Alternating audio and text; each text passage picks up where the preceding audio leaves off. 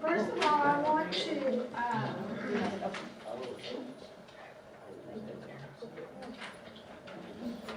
thank you.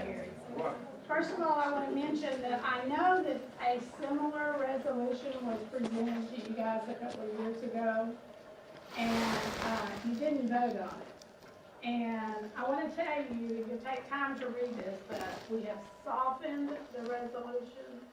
I don't think the resolution before should ever have been to remove Joe from his home seat. That's not our business. That's the business of his district. But what we're finding over and over and over is that our conservative legislation is going to the committees to die.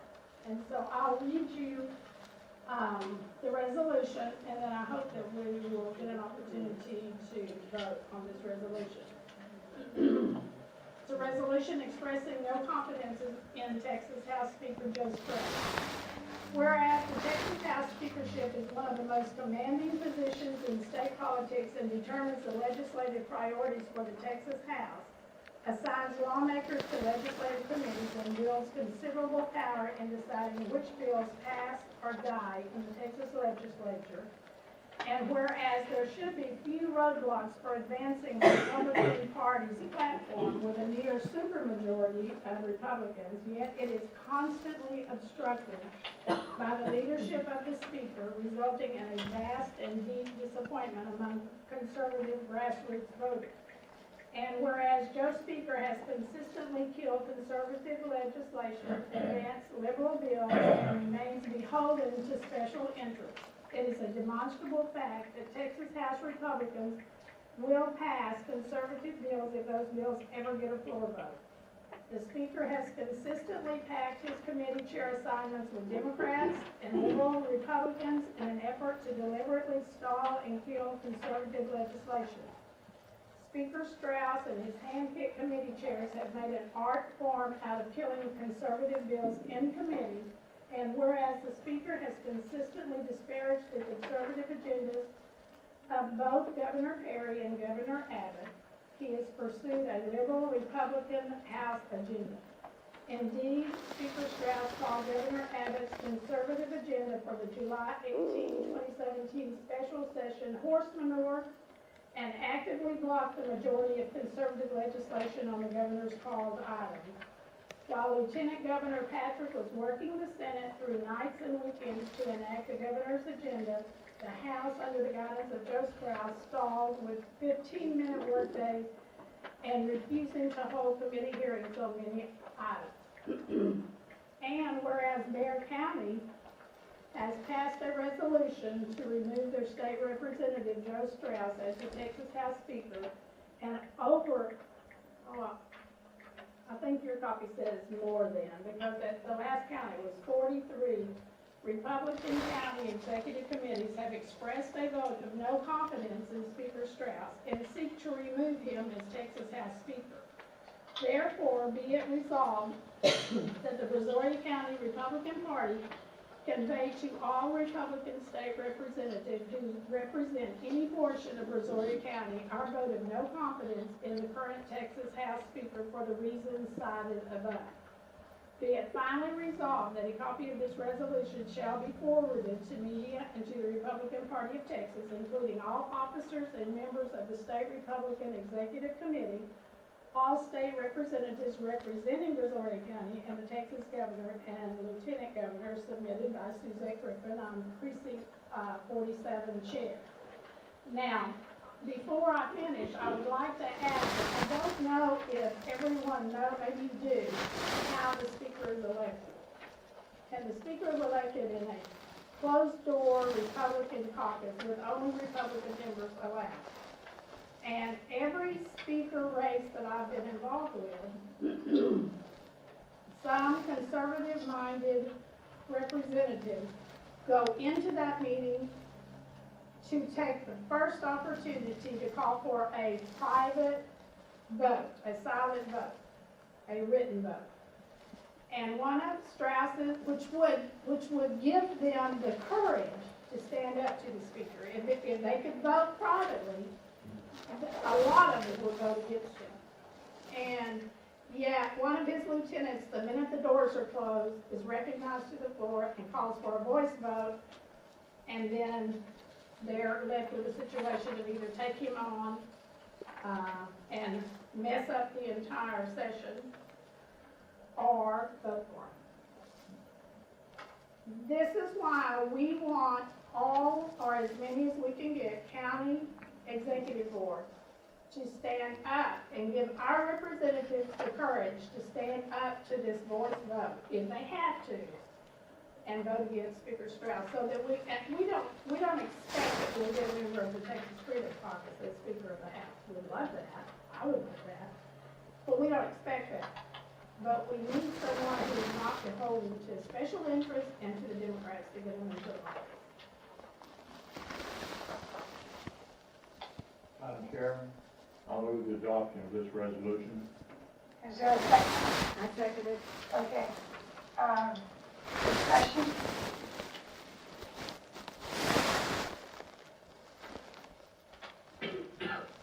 No discussion? Well, we're gonna have our, I would make just a comment, Okay. if I can, an observation. Step with you again.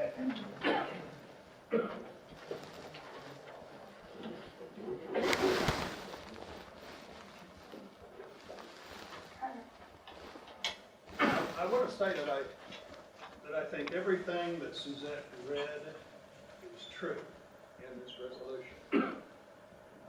I don't know Speaker Straus. I doubt many of us know Speaker Straus personally.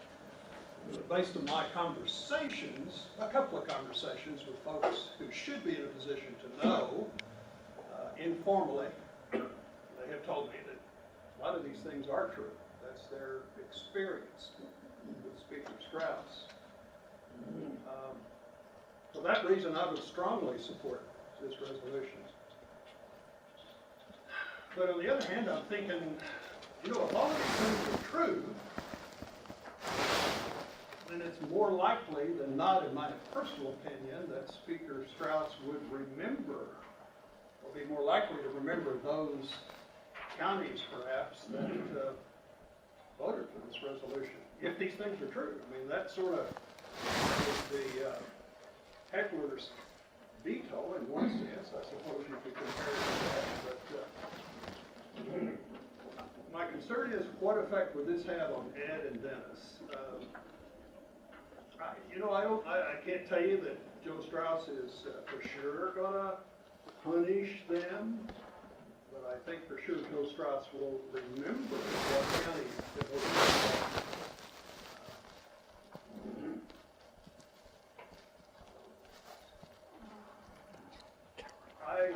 In my conversations with at least one of our representatives, I'll tell you that he personally would like the opportunity to vote the way he wants to vote, as to best represent Brazoria County. And I'm afraid that if we vote this, I'm afraid that it might be to his detriment, or their detriment, and Dennis, for that matter. And I'll say again, I think these things are probably all true, the thing that Suzette read here. But I'm worried that it might be an impediment to get the best representation, the most effective representation for our county. And the other 43 counties, whoever they are, I think if these things are true, and I believe they are, I think Joe Straus will remember. There's 10,000 ways that you can kill a bill. You can kill an idea, or you can kill legislation in a legislature. And being done right now. Handshakes, lots of ways, we all know it. And I just don't want that to happen to anything that might be for the good of Brazoria County. So on balance, I'm going to oppose the resolution. So that's my personal take on it. I wish it were different. Thanks for your time. Robert. Gary, I'd like to call you friend. But my gut reaction to what you just said is that all that it takes for evil to prevail is for good people to do nothing. Woo! Amen. He is as evil as what this says. then for us to do nothing is to just promote evil. And even if it means taking a hit for something, it's a hit we need to take. Oh, I'm so sorry. I did say yes. My question is, and I agree, I don't want to get rid of Speaker Straus. I believe all these things are true. But what we have suggested, is there someone rising up to replace him? If you don't have a plan, forget about the fight. If you don't have a plan for the results, It's been going on long enough, there are people rising up. well, do you have names or? No, because no one wants to give their name until the vote is taken. I mean, no one wants to stick their neck out because they've been chopped off over and over and over. But yes, I do know several moderate, Republicans, not someone that votes the way I wanted to all the time, but much more reasonable. I don't think we can give those names. But there are people definitely wanting to step up to this, and we're really far out. They've tried it a couple of ways. They've tried a couple of times. I'm sure you're aware, people have run against the speaker and been chopped off at the neck. Our own Randy Weber was in a group to start with that did that, and they got beaten back. The money and the power and the number of Democrats supporting him is too strong unless enough of the Republican representatives stand up. What we want to do is give those Republican representatives the ability to say, here's what my district wants me to do. And to do that, I mean, we want to support the Republican platform. We all go to the convention and vote on that platform. And then it gets stomped on. Well, this resolution is a vote of no confidence in Joe Straus. Right. It's not a replacement vote. No, it's not. A no confidence. Yeah, we just want to tell our reps, and if they get in there and get a written vote and vote Joe Straus in, we've got no complaints, if that's what happens. We're not gonna like it, but I don't think that's gonna happen. And no one that's involved often in Austin thinks that will happen. Carrie? Madam Chairman, Suzette, I want to compliment you on your resolution. It's well written. I've been in Brazoria County since 1970. Been a part of this Republican Party since 1972. Anybody can beat that? In this room? I don't think so. It's obvious to me, being a political animal and observing politics in Georgia first and then Texas. In 1990, I got my dual citizenship 20 years.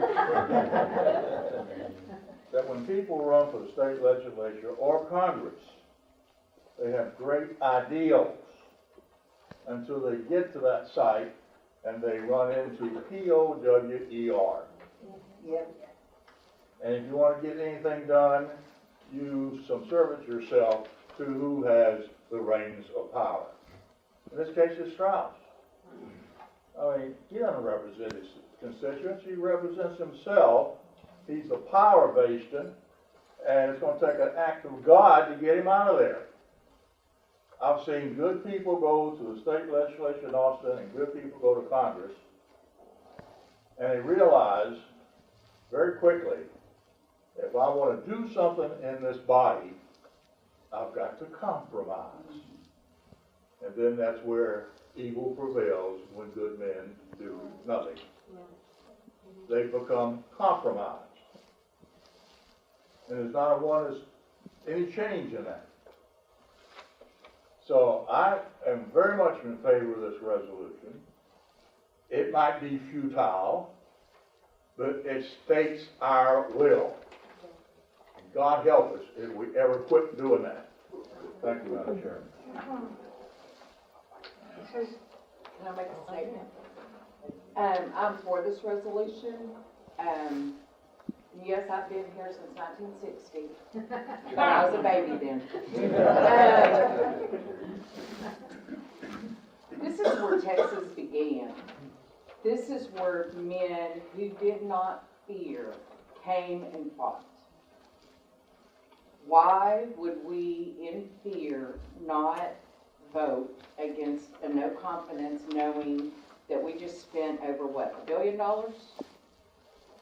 Or do I have my M's wrong? Okay, $1 billion in a special session that very little came out of because the current speaker calls it horse manure, because he knows he's in power and he can stop something or get something done as his will is. He knows that the representatives are in fear of voting against him because of committee assignments and how the session will go. And I think we need to support our representatives, that we have the backbone, that we're not afraid, that we're putting them out there to let go of the fear and say, it's okay. Vote the way your constituents want. Because we're Brazoria County, this is where Texas began, and we're not afraid. Thank you. Oh, by the way, I'm Sherry. I'm Roy Yates. I'm a precinct chair in Freeport. I'm also on the city council of Freeport, which is, I attribute to temporary insanity. We admire your insanity. And, you know, I don't know anything about Straus, okay? I don't have enough information to make any kind of judgment here. The first thing I'm seeing is, okay, you got 40 counties that are against him out of what, 254? Did I remember my Texas history, right? Okay. I own Freeport Welding. I've been running it for 40-something years. I've had several thousand people working for me over that period of time. I know, and I've worked for a lot of people, I know, number one, if you don't have somebody that's got guts enough to stand up to the guy, what are you looking for? You know?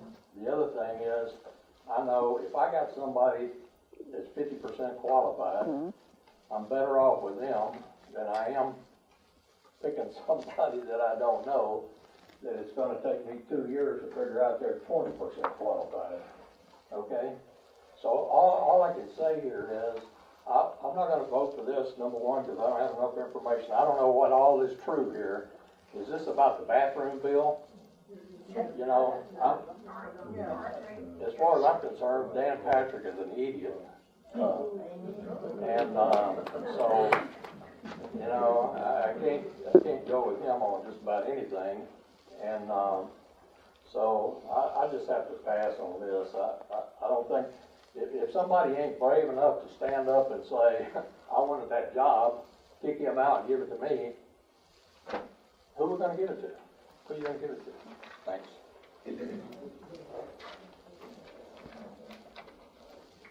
If there's no more discussion, I'm gonna hand out my vote. I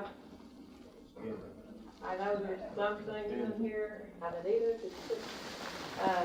I'm not sure everything in here is totally accurate. It seems to me there's some hyperbole.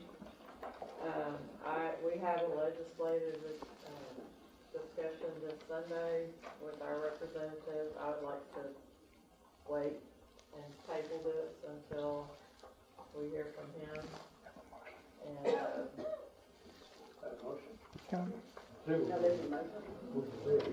There's a motion on the floor. Call the question. overriding, motion. Call the question. Is that not an overriding motion? Yes, He overrides your.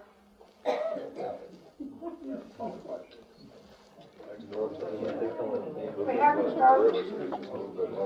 It's 13 no and 10 yes.